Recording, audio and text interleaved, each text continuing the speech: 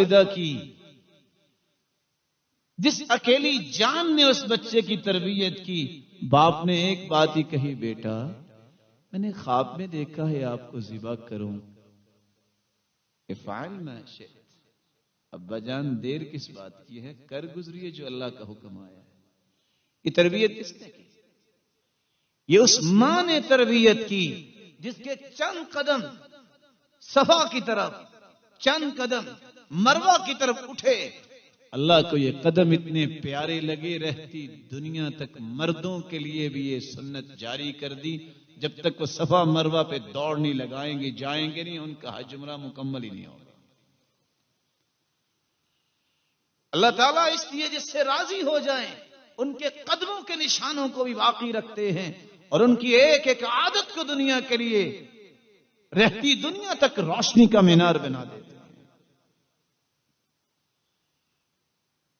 موسیٰ علیہ السلام کے بارے میں قرآن بیان کرتا ہے، وَمَا أَعْجَلَكَ عَنْ قَوْمِكَ يَا مُوسَىٰ قَالَ هُمْ أُولَاءِ عَلَىٰ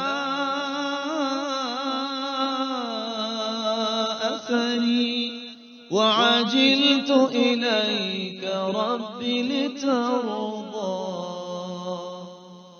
اللہ میں نے یہ جلدی اس لیے کی ہے کہ تو مجھ سے راضی ہو جائے، میری تو خواہش ایک ہے، تیری رضا مل جائے، مجھے کسی اور چیز کی ضرورت نہیں ہے۔